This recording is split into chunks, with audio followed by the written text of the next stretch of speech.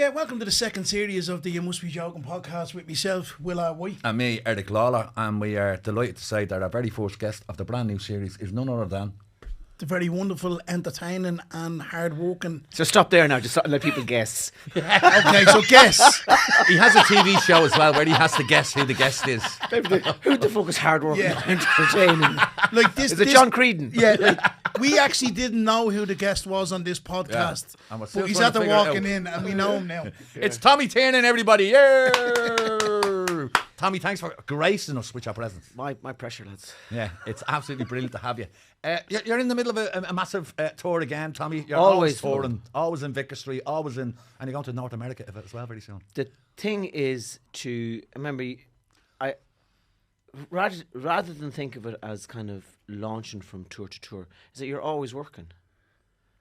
Just always keep going. Yeah. You know, my American tour manager used to tour manage Billy Connolly. So that to me is like, you know, I mean, incredible. So I'd always be asking her for what does Billy do and all that kind of stuff. So Billy used to never do warm-up shows. Okay. Billy would just roll from one tour to the next. He would never have a... he'd never know what material he was going to use. So he'd go out and he could do a story from 20 years ago that you've seen on a DVD, and he could do a story that just happened that afternoon. So for him, it was just a rolling thing of you walk out there and you start talking and the stories come from somewhere. That's a very old-fashioned kind of way of looking at stand-up, you know, rather than going, do I have me 45 minutes? Do I have me 50 minutes? Do I have me hour?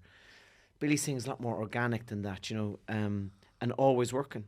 And I loved the idea that, and I'd get inspired by that, you know, more so than I'd get inspired by, oh, do you have a new hour? Right. You know, that type of way. So you adopted that philosophy to an extent? I haven't really adopted it, but I'm inspired by it. Right. I'd love to be able to be that loose and generous with myself. Yeah. You'd be kind of like the fucking Evil Knievel of comedy, wouldn't you? You'd be just Dead. kind of going out there.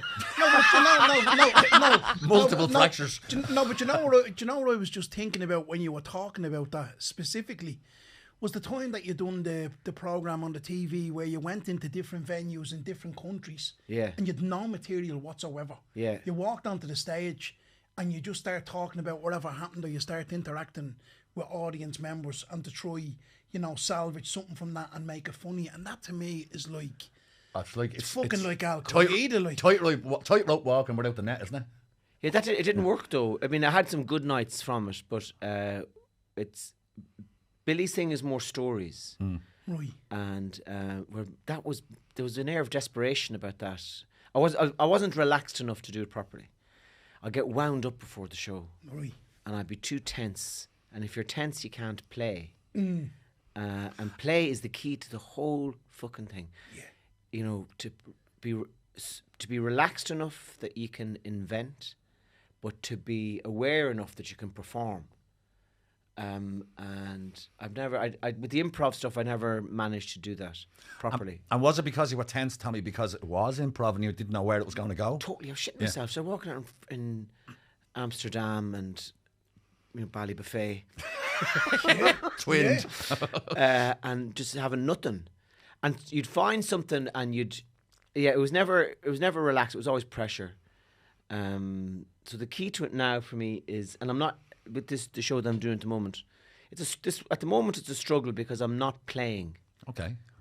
And I know that myself. I do this. What's it called? Holotropic breathing, or that's the wrong phrase. Do the hyperventilation thing? Yeah. Fellas in prison do it. A lot. I used to do classes on it in there. usually with me jocks around me ankles. Yeah, quick. Breathe in.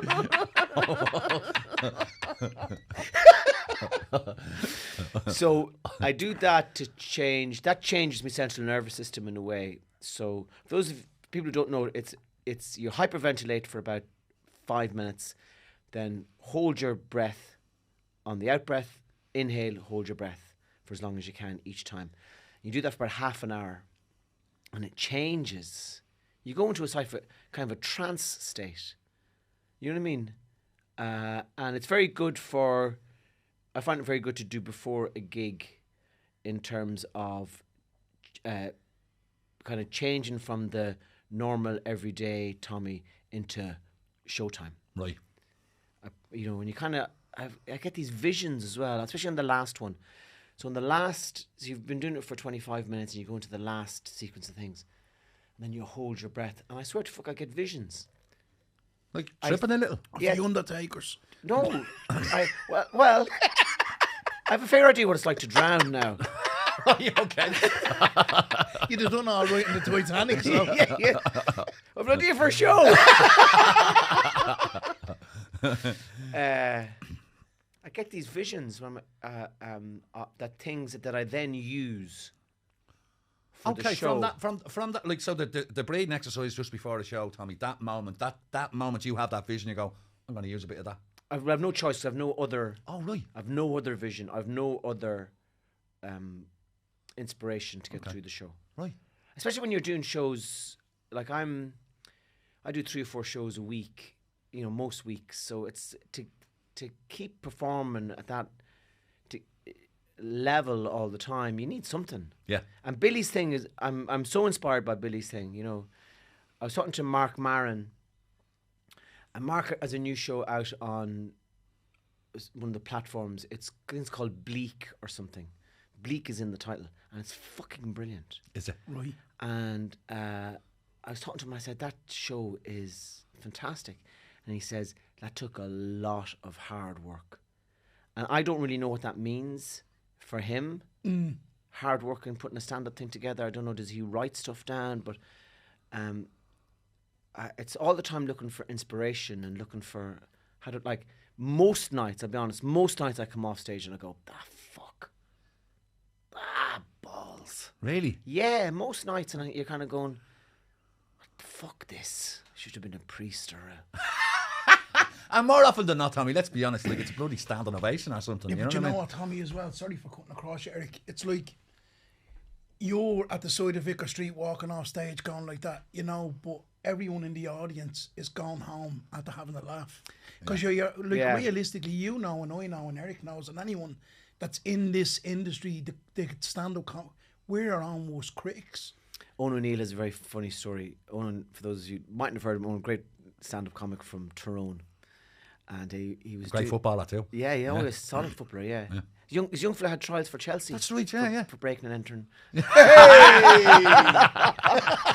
That's a Willow White one.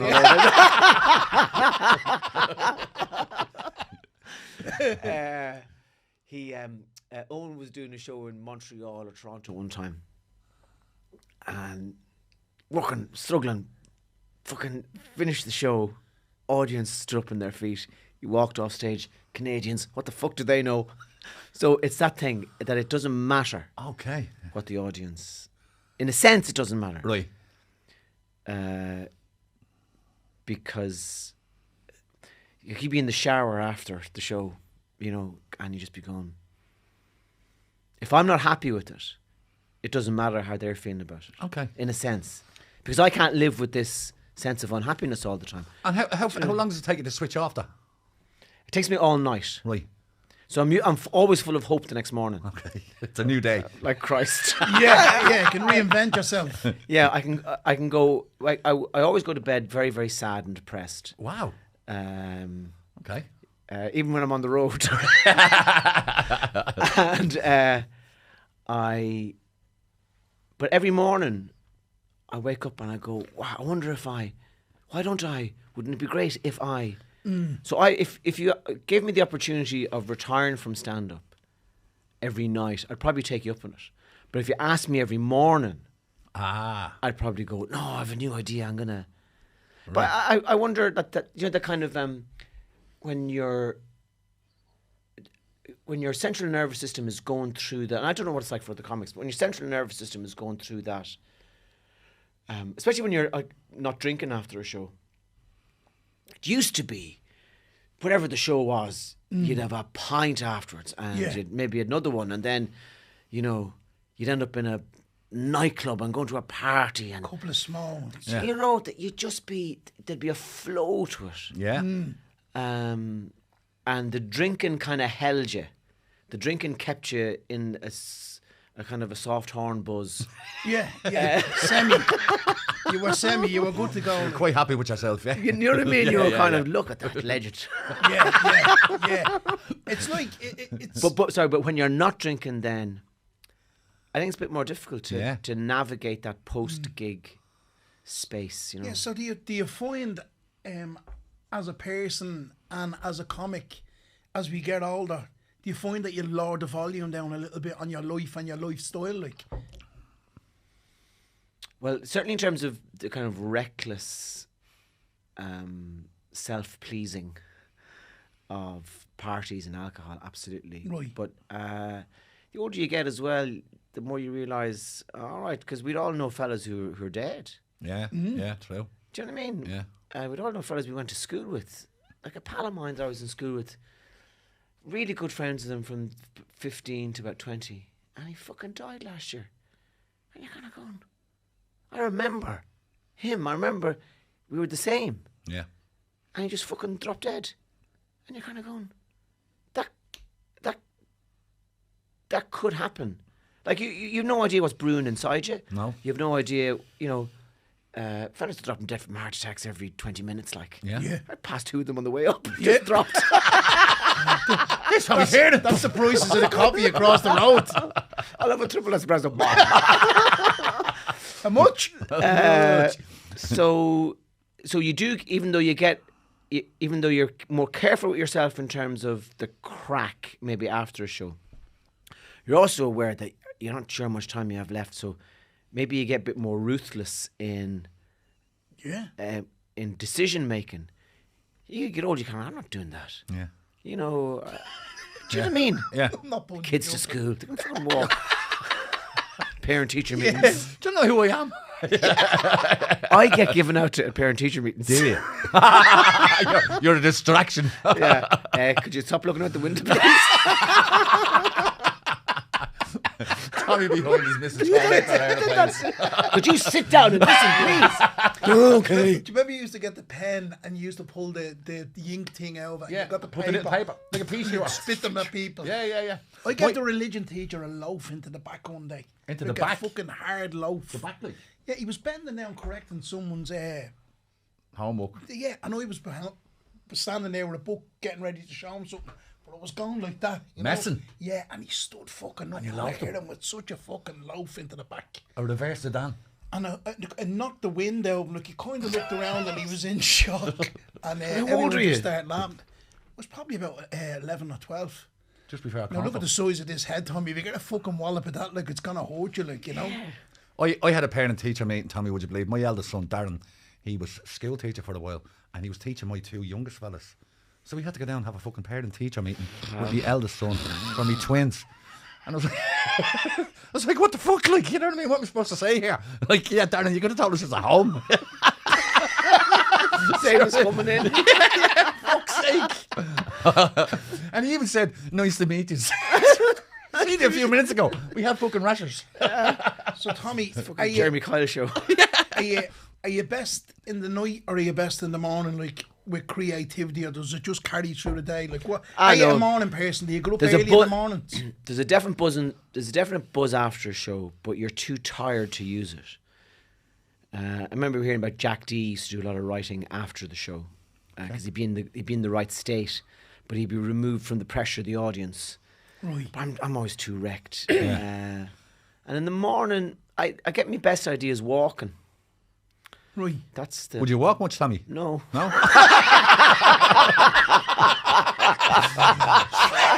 Tommy's Tiernan short of ideas.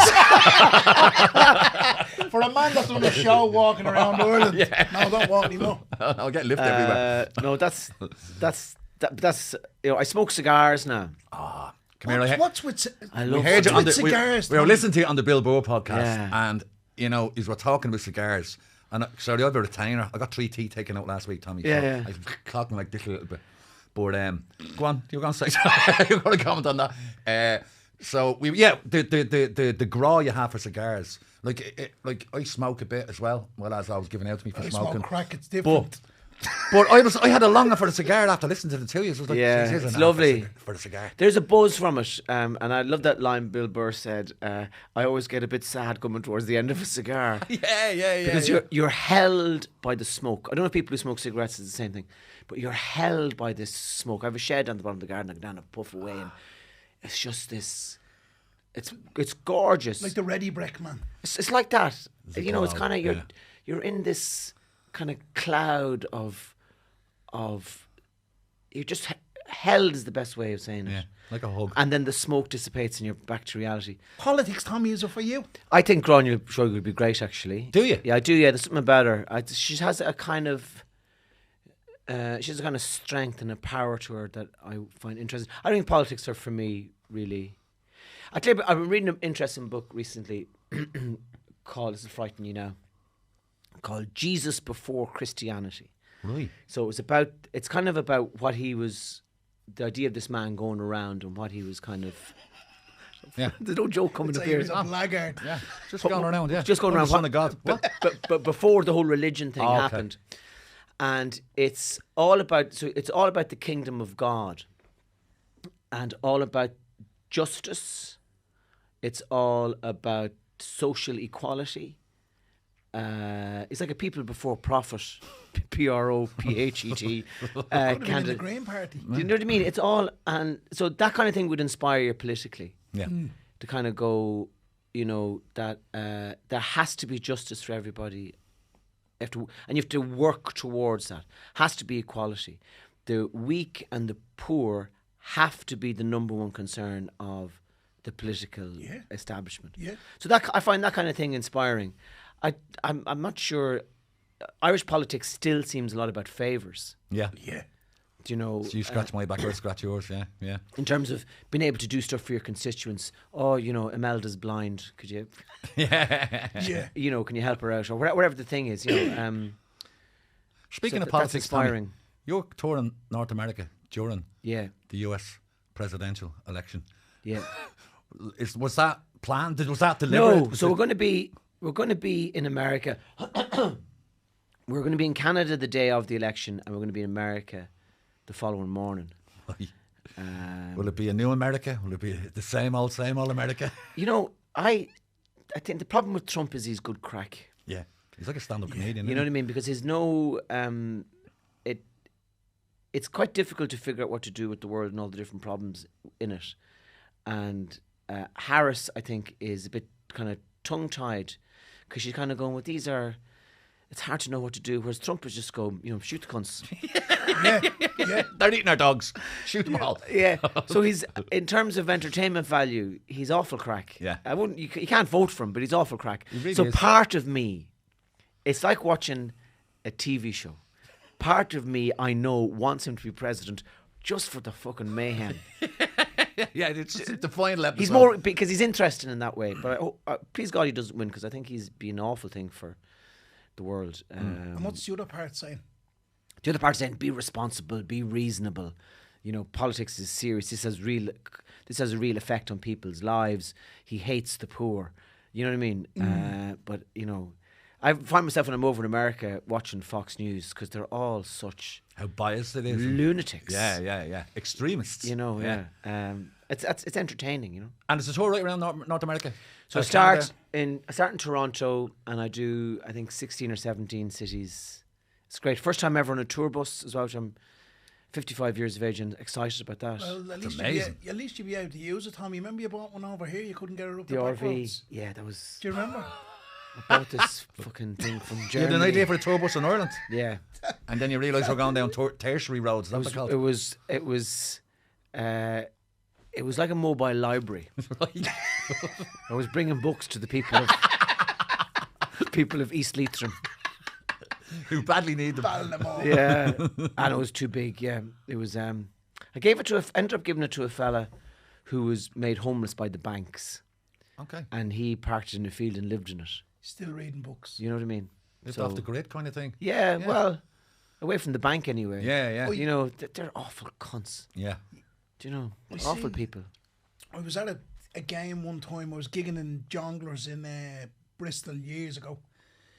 And I ended up going to a match with John Bishop. Oh, yeah. I was gigging with a comic called Chris Cairns, and we were talking about John Bishop, and he says to me, do you know John Bishop? I says, I do, yeah. I said, he'd be kind of matey with him. I says, he wouldn't be my best mate or anything like that. No, I am. No, I know that, yeah. But, just saying. but anyway, I was in the room that evening before the gig, and John rang me up, and it was a bank holiday weekend.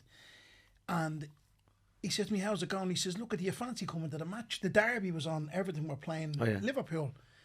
And I said, yeah. I said, I'd actually love to go. I says, but I'm meant to be going home on Sunday. I says, but if I can get a flight, I will. So I was answering before I asked permission from my now ex-partner, you know. So I says, yeah, I'll take the ticket. And then I made the call home and went, listen, I'm after getting asked to go. My missus, she was fucking fuming, like, you know. But anyway, long story short, we went and seen the match. It was a Jesus, one-all. this is the short version. Yeah, it was a, no. I'm getting back to the two. So hell. I went. What's the long one like? So thanks for coming today, Tommy. Flash me at about 50. Yeah. Where did you start the long So one? When you met her, is it? Yeah. So one day, I saw this girl across the canteen.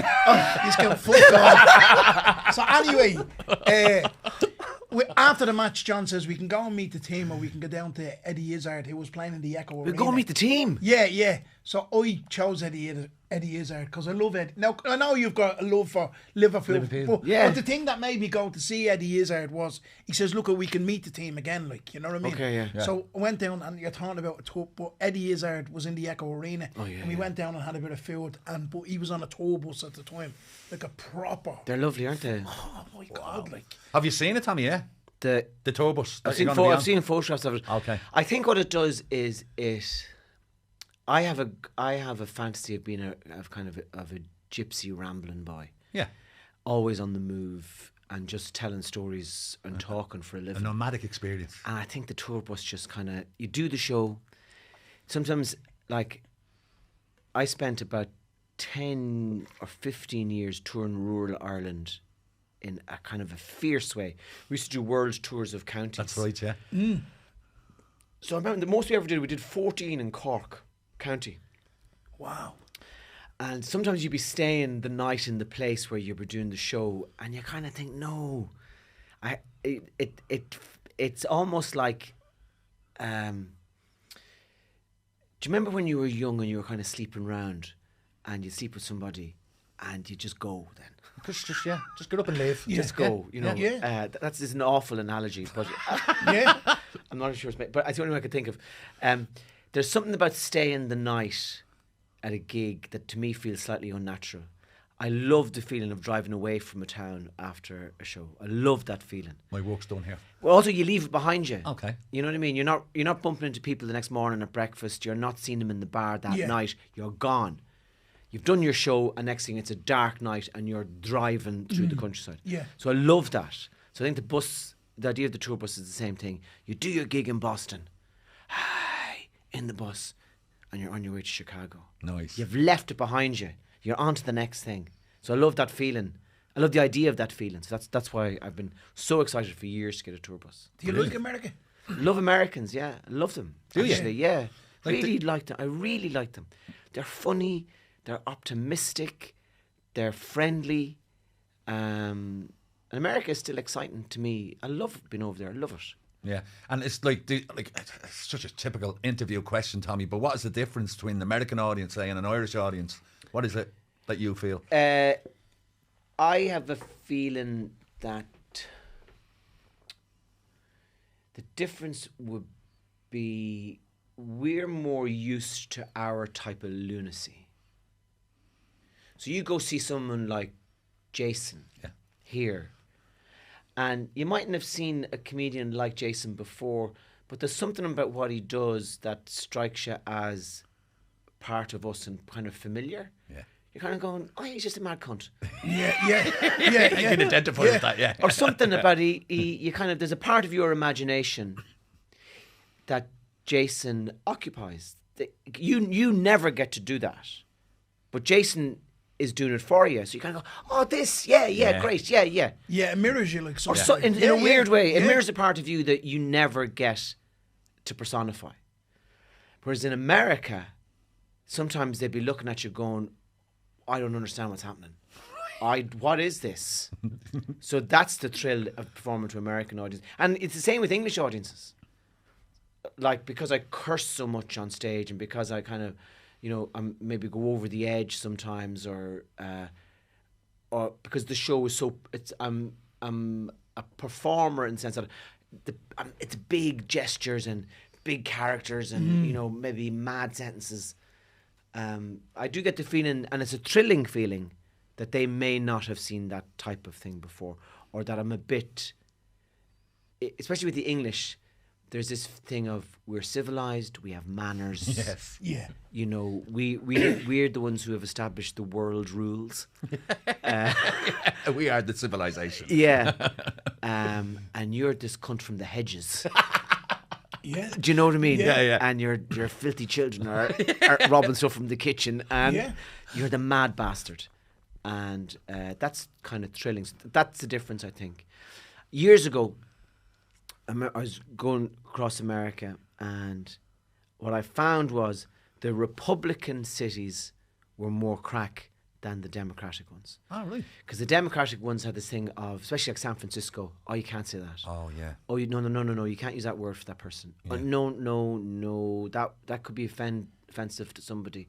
Whereas the Republican ones were usually cities where people worked hard all day. Yeah. And they just wanted a laugh. They didn't care what you were talking about. Just give us a laugh, will you? And I think you get that in certain parts of Dublin as well, actually. Mm-hmm. I think the more working class a community is, whatever that might mean, that's too broad a stroke, they'll laugh at anything. No, yeah, totally. Do you remember the night come here?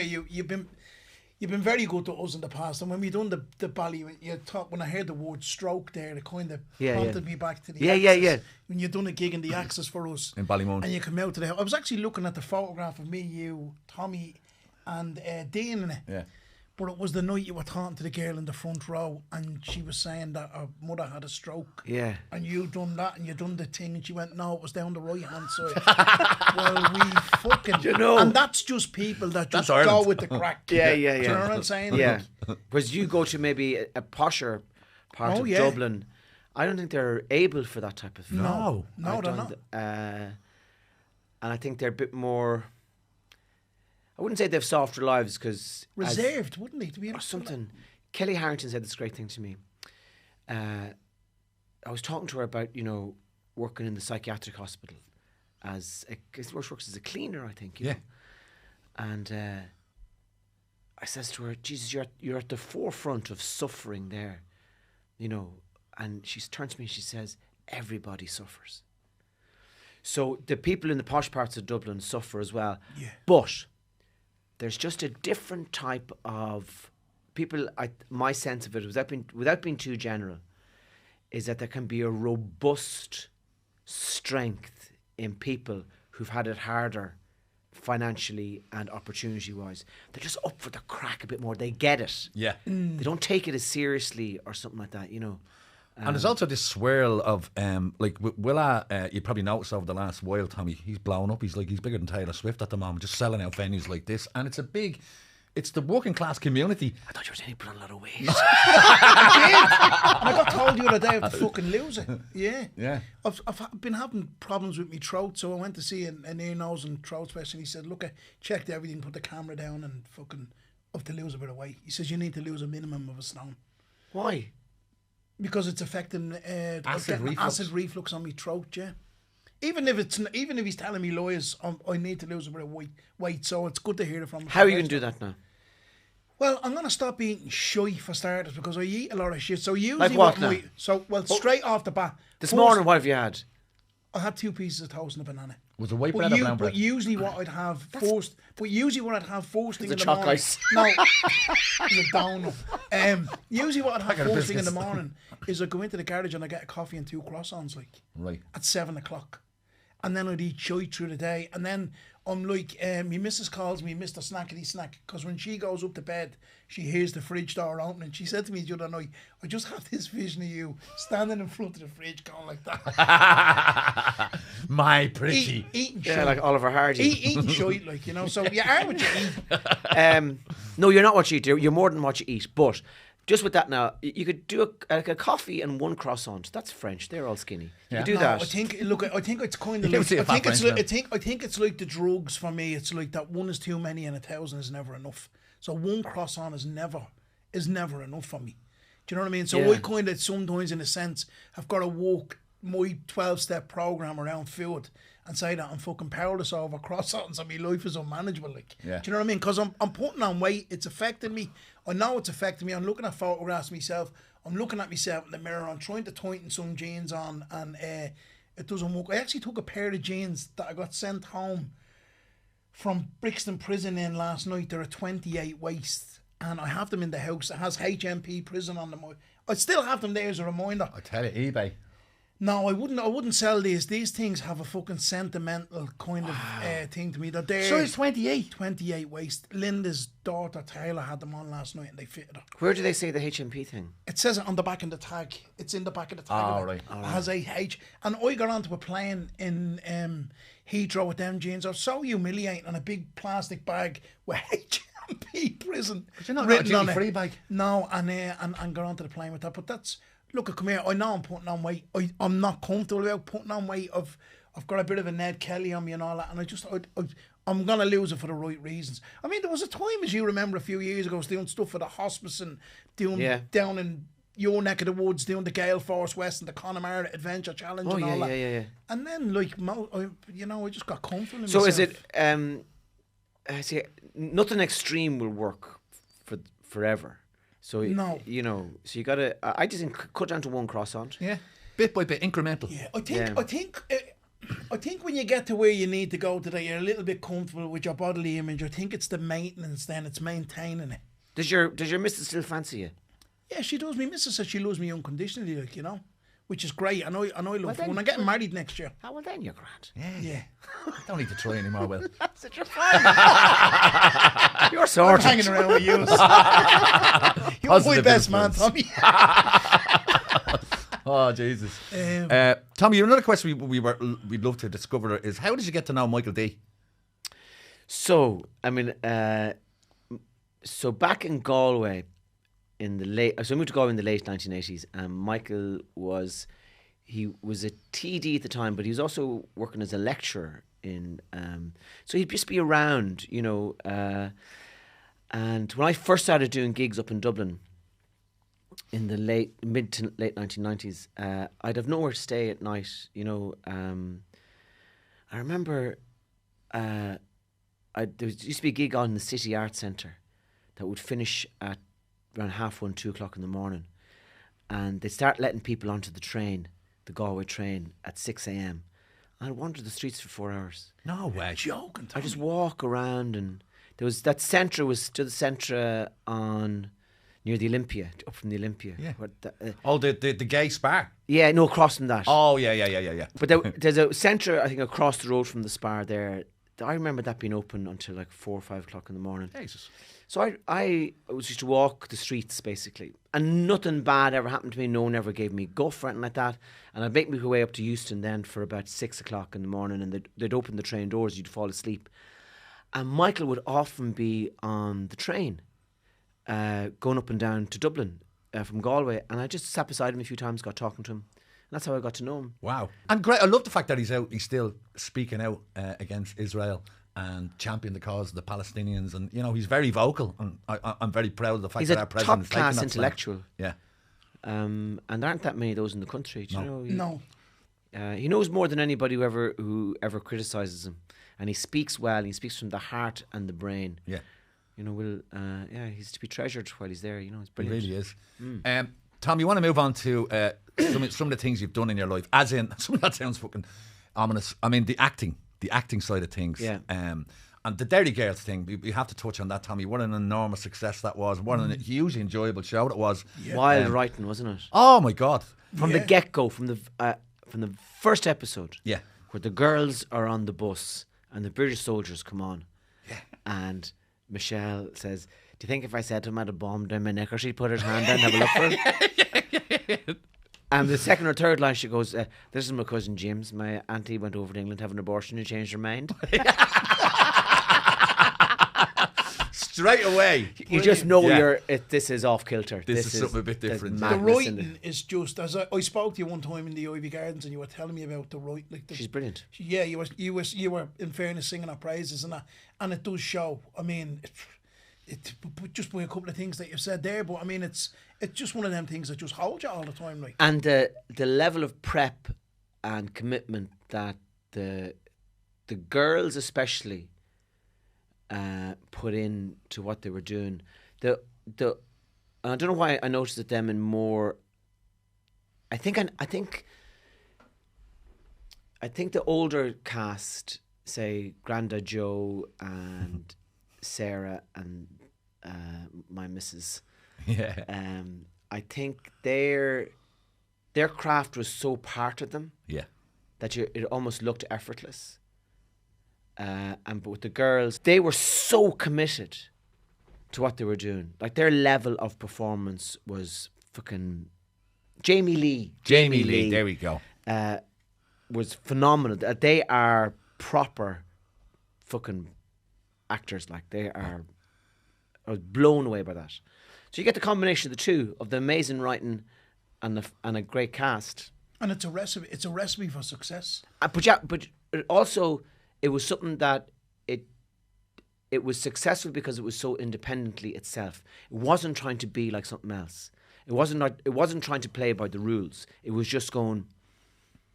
She said, "I'm going to write this now as honest and wild as I can. And I don't care if it offends people. I don't care if other people don't find it funny. This is what I think is hilarious." And because Lisa's got great craft as well, it was amazing. And that kind of goes back to what you talked about, the stand-up over in America. That she just, people, even though it's mad, and even though it's a bit kind of what you wouldn't write about, or she done it, and it's been a fucking big success. Amazing.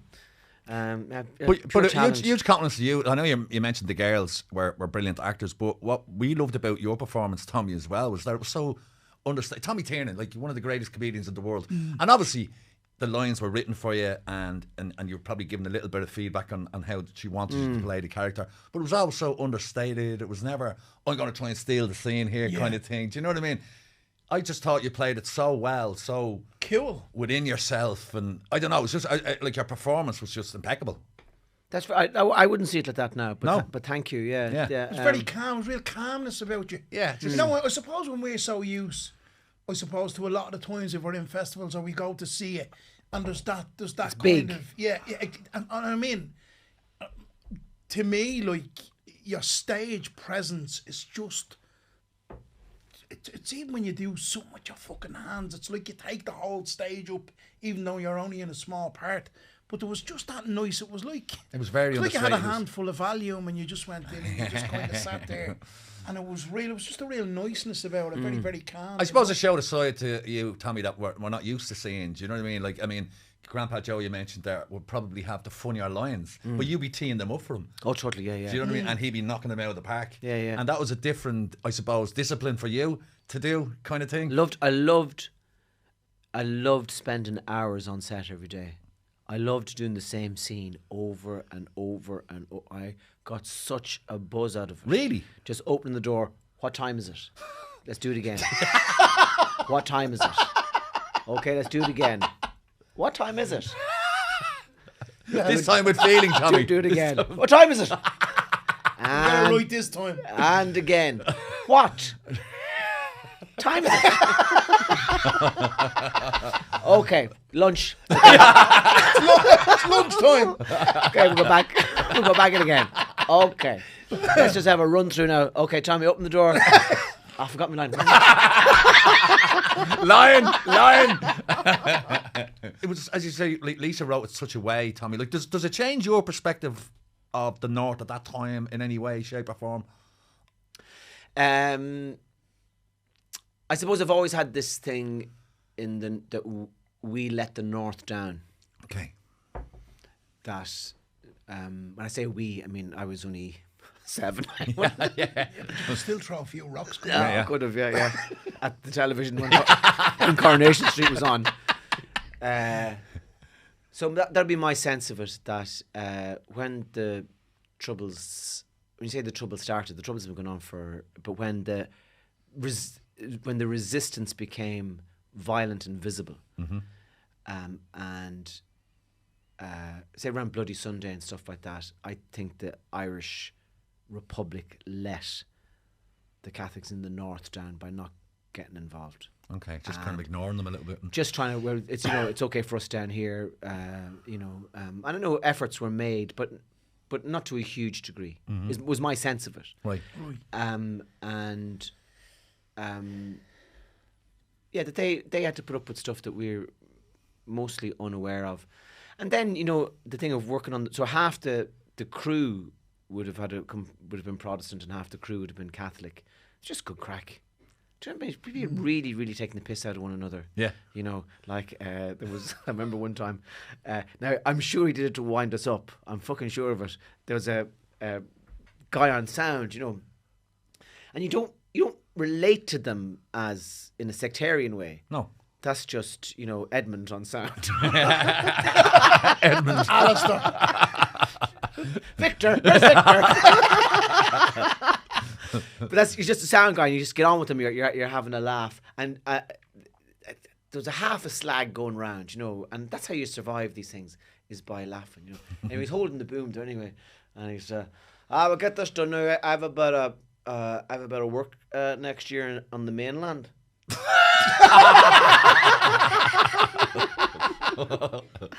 So stuff like that where people are just winding each other up was good fun. But that thing of letting them down, I think, is something that would be a notion that I'd have about our relationship. So there's a little bit of guilt there, almost. I think so. Yeah. That And have you noticed a sense of change? Do you notice the atmosphere? Obviously, it is different now when you're gigging up north, since it's all like the Good Friday peace agreement. Not really. I mean, it'd be mainly kind of fugitive Republicans coming to my show anyway, do you know? Yeah. The wolf tones of Irish comedy. Not that it's ever like that, but I might have that reputation maybe amongst some Protestants maybe. Yeah. I don't think you drive up Sandy Row and get out of your car and start chatting to a couple of lads now fairly handy. You wouldn't think? I don't think so. No. I took a stroll now into some kind of hardcore UVF, UDA areas. On your own, Tom? Yeah.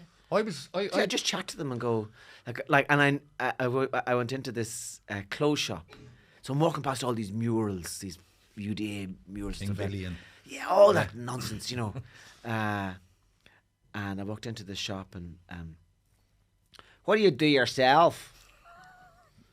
I says I do stand-up comedian, and these guys never fucking the television can't handle RTE in their house. No. What kind of what do you do? Your stand-up? I never seen you on television. What kind of stand-up do you do? I just, You know yourself. You know yourself to talk. Yeah. And there was 2 or 3 fellas working in the shop, and he says, do some stand-up first now. On the spot.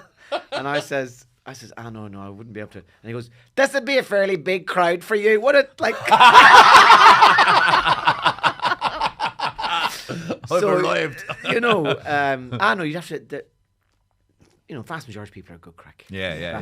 My uncle lives in, and my cousin lives in Belfast, Brendan, and he's been into antiques all his life, and he's only up there the last, say, 15 years.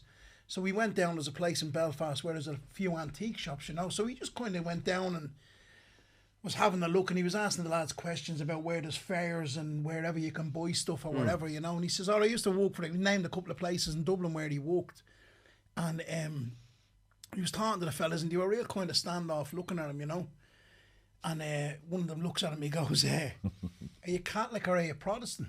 Just put him straight on the spot, and Brendan looks at him and goes, he says, I'm actually an atheist. And your man goes, yeah, but are you a Catholic atheist or a Protestant atheist? I thought that was fucking brilliant. Yeah. I thought he was going to say he was into the 80s. That was his thing. So, yeah.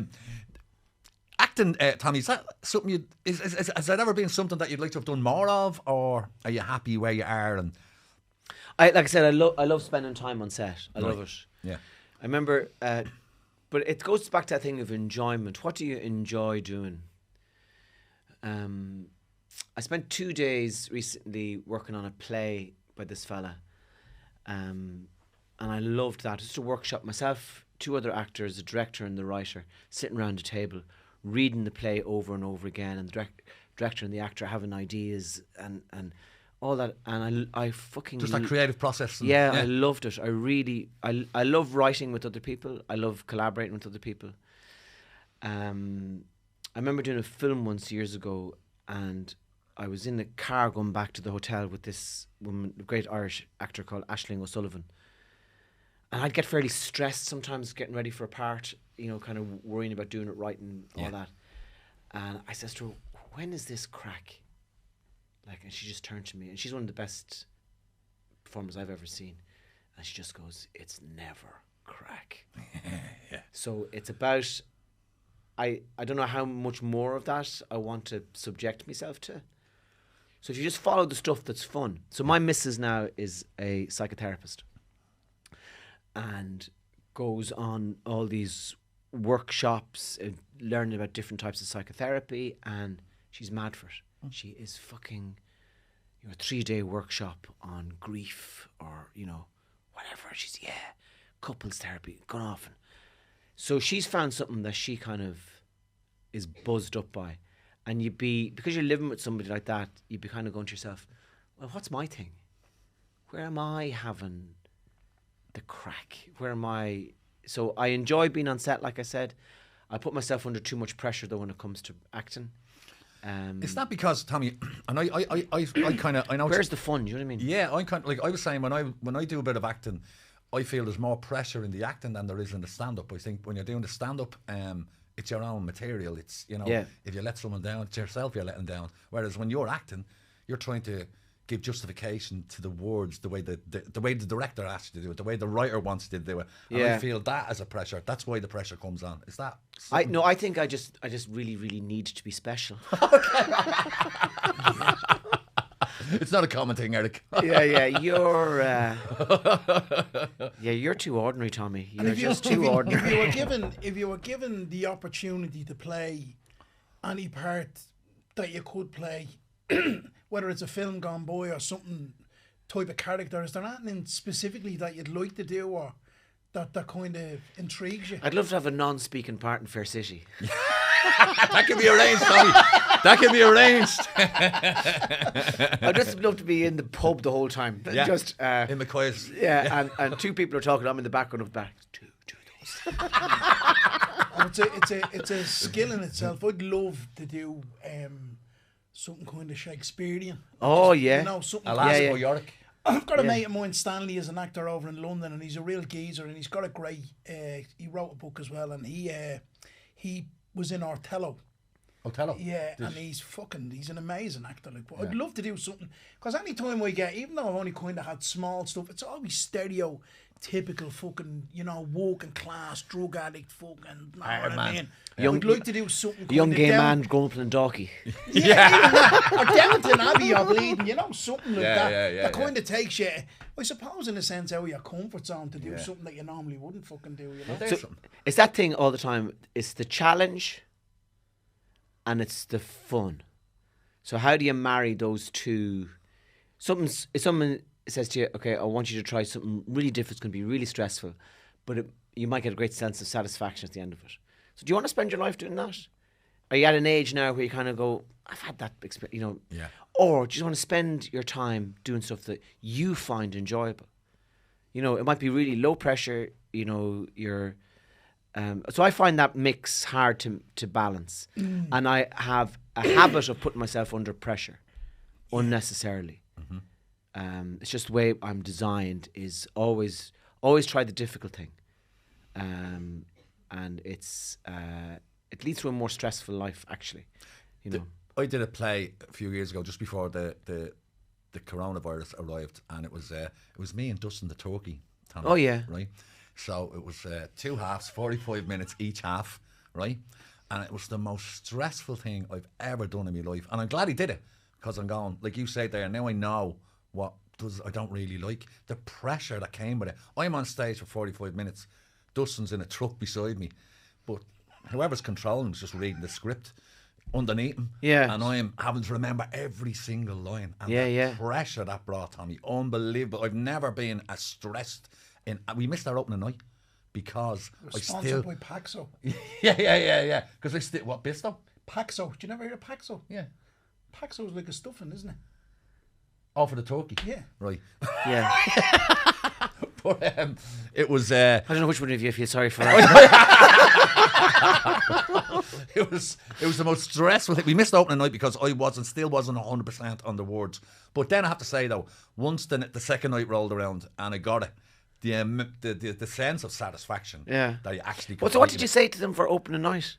Oh, well, you see, the day before that, they were going through the lines and I was still stumbling. And they were like, for fuck's sake. And they just went, Eric's not ready. We're not ready. We can't open. We can't have opening night. Now, it was only in a small theatre. Thank fuck. It wasn't a big, massive theatre. It was out in the sheds out in Clontarf there? No. The Viking theatre.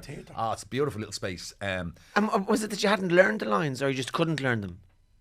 I obsessed over the lines for... You see, I never... Like, when I'm doing TV or whatever, it's, you know yourself, it's short little bursts. Yeah. You just learn those lines for that scene. But this... You're on stage for the whole 45 minutes, so it was just the sheer amount of lines. How long was your rehearsal period? 2 weeks. I know, you're thinking. You see, that's in fairness, that's short. 2 weeks is short. But no, what I realised though, Tommy, as my first kind of real play with a turkey, my first kind of play, I had to. It taught me that if I'm ever going to do something like that again, I need to be off book before I go to rehearsals. Yeah. Do you know what I mean? Like, I was learning the lines. It's great having a plan after you've done something. You know, yeah. And what were you like then when you were doing the examination? The monkey one? Yeah. It's coming back next next year, Tommy. Yeah. Is it? Yeah, well, it is. It's the talk of another week in Dublin. And come here, we travelled where it was great. No, but in terms of learning lines and stuff. Well, I kind of I'd be kind of like Eric in a sense as well, and I'm not brilliant, but I get by, and I suppose it's like what you talked about with your stand-up sometimes. Like, sometimes we can fuck up and miss a line. Yeah. But I mean, the audience don't know that we fucked up and miss a line. And one thing that we're good at is covering. It's covering up, like, and you just kind of run over it. But no, I enjoyed it. It wasn't really hard for me, but I found it. Even though at times I found it very therapeutic. Yeah. Because a lot of it was like, it was all real, and it was stuff from me past, and putting fucking cigarettes out my stomach and crazy stuff like that. Like yourself, driving around the turkey. No, I enjoyed it. I enjoyed the process, and I loved the play. It was a fucking very powerful piece of theatre. Yeah. Very privileged to be able to do it. Like, you know? Do you remember Walter Matthau? Yeah, the actor. He was in The Odd Couple, an awful messer. And his thing was, when you're doing a scene with another person, it's always about to make sure that they're listening to you. So even though you've said the lines loads of times before, it's that thing of the two actors listening. And he said what he used to do on film and on stage was that every night he'd just throw in these lines that he made up them himself. So you'd be doing a scene from fucking Auschwitz or a space station, right? And two actors would be talking to her. And next thing, what are we going to do about Vector 6? Well, Vector 6 is broken. We're going to have to use Vector 5. And they could be doing this play for months. And then Walter would say, do you have my sandwiches? Just to see if they were listening. Just to see if they were listening. And your man would be there, yeah, they're in the... And then back to the script. So there's stuff like that you can play with, Yeah. That's fun. Yeah. I think props is something that'll let you down. I remember doing Oliver at the school play years ago, and there was a line I'll never forget. It was Fagin said to me, I played the part, the Dodger, the Artful Dodger. And I was on Anything Goes with Angus McAnally. Oh, yeah. So I went out playing golf with a few weeks ago. One of the great billiard players of Ireland. Yes. Yeah. And we were playing golf, myself and him and a couple of mates, a few weeks ago in Portmarnock. But there was a part in the play where Fagin says to me, so Dodger, what you cook for me today then? And I went, a couple of wallets. And I put my hand in my pocket and I went, no wallets. Oh, fuck wallets. Someone and I robbed just me. went, that's exactly what I said. I went, right, who's got the wallets? Do you know what I mean? And Good he went, man, yeah, good and man. And we just kind of went over it, but the wallets weren't there, yeah. Yeah, the prop guy forgot to... Yeah. What an absolute scumbag trying to set you up like that. Yeah. That's brilliant. That's a remark. That's fantastic, though. Yeah, I done 3 school plays. I done The Emperor's New Why'd Clothes. you put up 4 fingers when you did that? Because I'm dyslexic. I did 3 plays. I did 3 plays.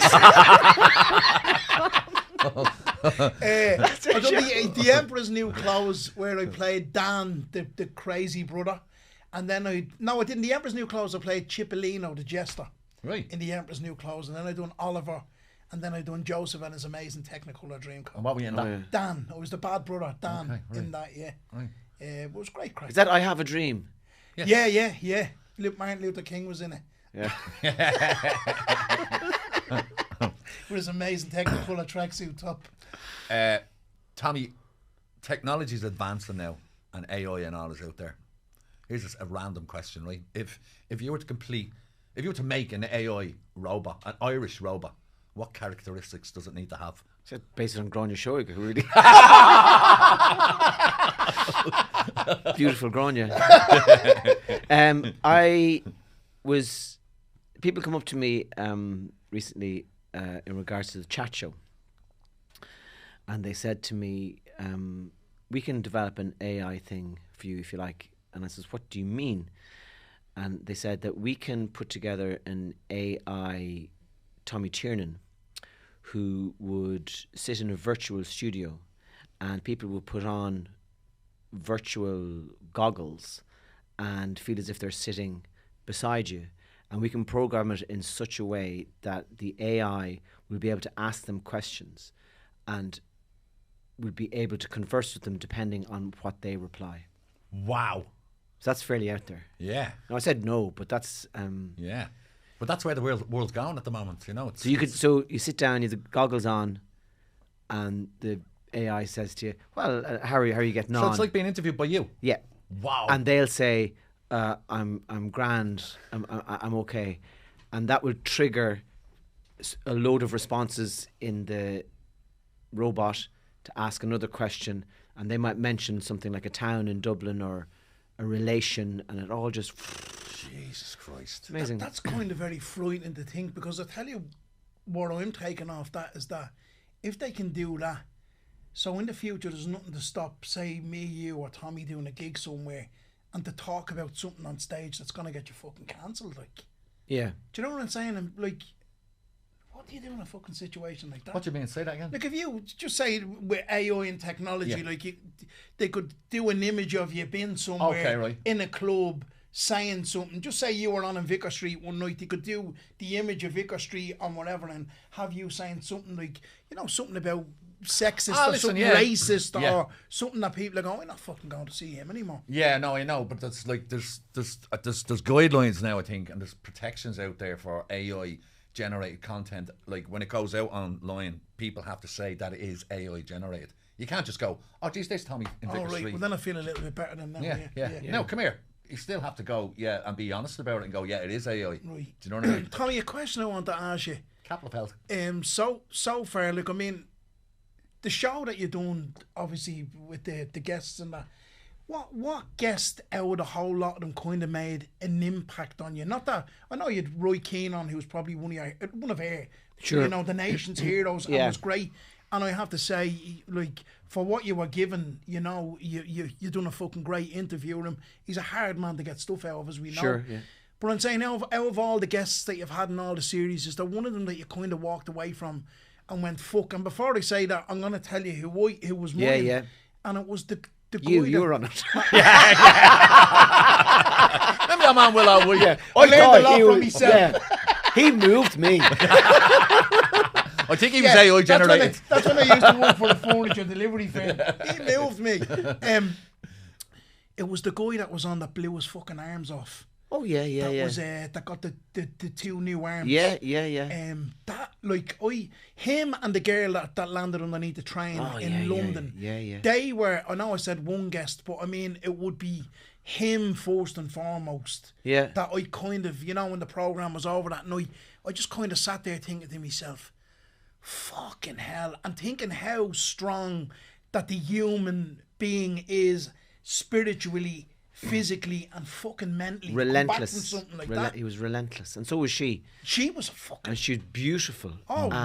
But she was on the show in March, and that had only happened the previous like September or something. Jesus Christ. Less than a year, like. The one that stayed with me the most was Brenda Fricker. Right. She's on, and she's asked not to wear it in black, so she comes on dressed in black, and she has that kind of stare that almost looks slightly medicated or something, but it's fearless and it's honest, and I'm not going to pretend to you that I'm happy or that things are okay, and I don't care how this interview goes. I'm going to tell you the truth that I'm feeling right now. She's eyeballing me like just this. And then something happened halfway through the interview, and she fucking changed, and she just became this storyteller. She just kind of flourished out of herself, and she told this really, really funny story about the Oscars and Al Pacino. Yeah. You know, where she'd won the Oscar the previous year, and so she has to present it. she presented, you know, and she's backstage, and she sees Al Pacino over near these stairs, and he's and she's like, "What's wrong?" And he's going, "The stress of this, I can't." You know, he'd never won an Oscar before. No way, Al Pacino. Oh, the stress is driving me nuts, you know. And she's holding the envelope for Best Actor, and she says to him, "Al," she points to the envelope, she says, "You have it." Brilliant, right? And he goes, "Seriously?" She goes, "Yeah." So now she hadn't opened the envelope, so she goes out to present the Oscar, and the Oscar goes to Joe Pesci. Oh my God! Hoo-ha! So that was my favourite, I think, because it had two. It showed the two different sides of her. Yeah. That this, you know, one that a woman struggling with things, and the other just this performer par excellence who's just tell you a story and take you to another world. Is amazing. And she lives a very fucking simple life. In the Liberties, Remember, is she it brought around? them back to our house. Oh yeah. She had them in the sitting room, and they thought it was the reception of the house. Yeah, Mike Myers came to visit her, and she lives in a little cottage. And yeah, because she'd been in one of Stuart Little 2 or something. Okay. She's, I think that was, or someone that moves anyway. Yeah. Something with Mike Myers, and he calls in to see her, and she's in this little cottage, and he thought it was like, just sometimes a castle has a little cottage at the front. Yeah. He wanted to go back to find the rest of the house. This is it. Yeah. No, she's the one. A lot of the actors, I think, really stayed with me.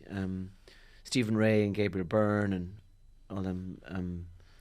He's doing a one-man play at the moment, isn't he, Stephen Ray? Is he? I don't know. He was great, though. I was talking to a guy yesterday. I can't really say what I was talking to him about, but it was Stephen Ray related. No, it's a bit secret. But I'll tell you after this, because I can't say it on air. But it's about. Why did you have to? It's about. He could have just said nothing and said, "I have a secret I can't tell you." No, but it just makes it a little bit more interesting. Do you know what I mean? But it's about. It's the play. I'm not listening to the story. No, now. Isn't it? It's the play about him. Keep your fucking secrets to yourself. If you want to tell us, we're all friends here, will I? Fucking. All right, okay. It's Fucking Want Victoria. me to tell you? No, I don't want to tell you now. Don't get into trouble. Fucking No, it's about Willow it. White Secrets is like a lingerie shop for blokes. Secret. Laundry shop we for can blokes. get the best drugs. No, it's It's on. Let's move on. okay. Stephen Ray, yeah? Just secrets. Actor friends. You just reminded me of something at my left foot, and I loved. There's a little story I sometimes tell, and it's my. Me sandwiches. Did you forget your sandwiches? What time?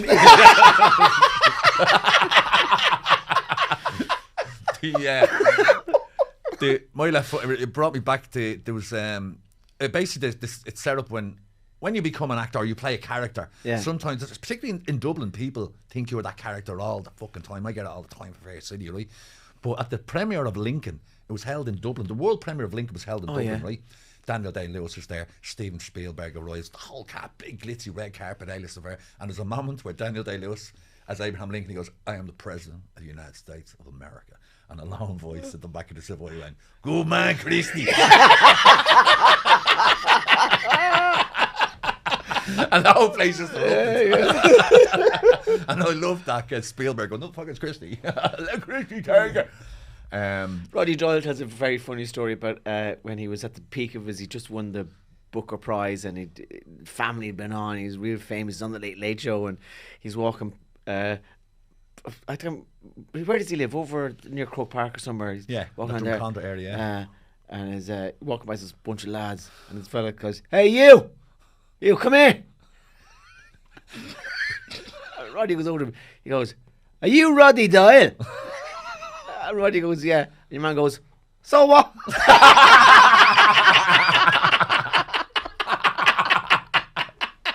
You showed him. You showed him, Mick. Yeah. Anyway, everyone.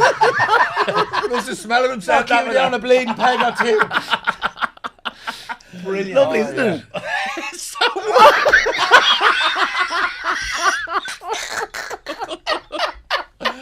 Oh, yes. No egos.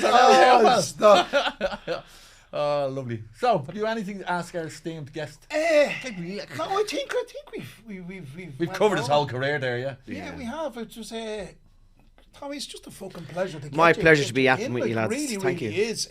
Thanks for asking me. Like, what can we say? Like, since we've started, you've been an inspiration to me. You're someone who you're spoiled. Okay, thanks, lads. Okay. What time is it?